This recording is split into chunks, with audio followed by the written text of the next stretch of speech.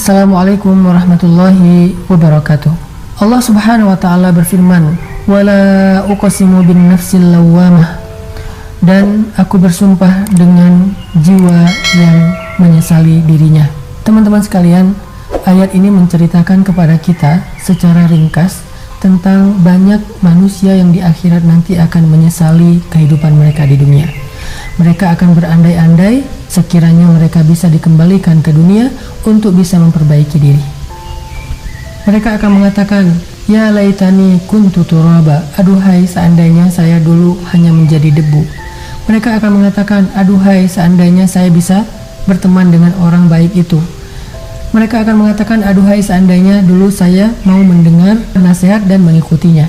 Banyak lagi kalimat-kalimat berandai-andai yang diucapkan oleh nafsul lawwamah, orang-orang yang menyesali kehidupannya di dunia ketika dia sudah berada di akhirat.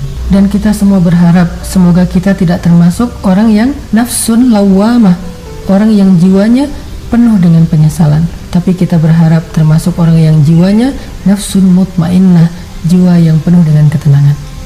Para ulama mengajarkan kepada kita gimana caranya biar kita nggak termasuk orang yang banyak menyesal nanti di akhirat. Gak termasuk orang yang banyak berandai-andai nanti ketika udah di hadapan Allah. Gak termasuk orang yang menangisi kehidupan di dunianya. Gimana caranya? Kata ulama, jalan untuk terhindar dari semua penyesalan itu adalah muhasabah dan mu'aqabah sejak kita di dunia.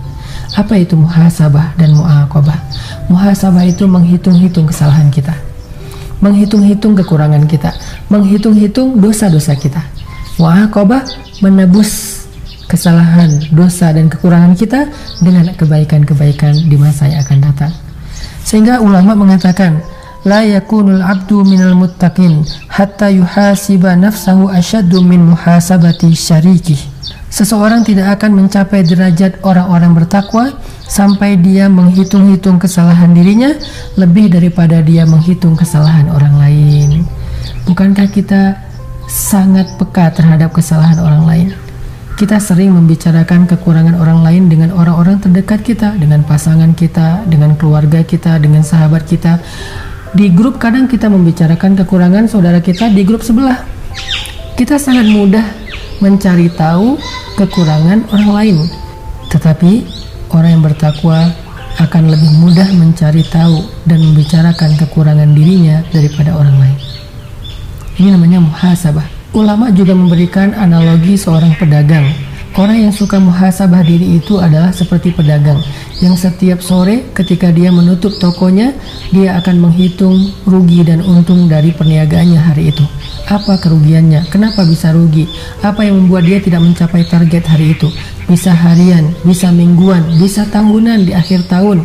Semua pedagang, semua pengusaha, semua pekerja akan membuat semacam evaluasi secara rutin, baik itu harian, mingguan, bulanan, dan tahunan, supaya mereka bisa memperbaiki kekurangan-kekurangannya dan mendapatkan keuntungan yang lebih di masa yang akan datang. Seperti itulah harusnya kita memuhasabahi kekurangan kita.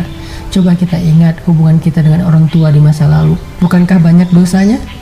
Bukankah kita sering durhaka sama orang tua? Coba kita ingat sholat kita. Coba kita hisap sholat kita sebelum Allah yang menghisapnya. Karena kalau Allah menghisap sholat kita lalu hasilnya ternyata buruk, maka semua amal kita akan rusak karenanya. Coba kita hisap sholat kita. Apakah kita menjaga sholat kita dengan baik? Alladzina hum fi sholatihim khashi'un. Apakah kita termasuk orang yang menjaga kekhusyuan sholat kita? Walladzina hum ala sholawatihim yuhafidun. Coba kita perhatikan puasa kita selama 1 bulan ini. Coba kita perhatikan tilawah kita. Coba kita perhatikan hak-hak tetangga kita.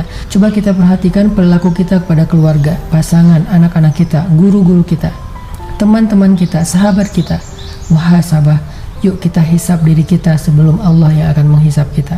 Setelah kita mengetahui kekurangan dan aib-aib kita, sekarang mu'aqabah, tebus kesalahan itu. Kalau dulu kita pernah menyakiti orang tua kita, sekarang tebus dengan berusaha membahagiakan mereka. Kalau dulu kita pernah memarahi anak kita, sekarang hargai mereka. Kalau dulu kita pernah ribut dengan pasangan kita, sekarang mengalah dan maafkan mereka.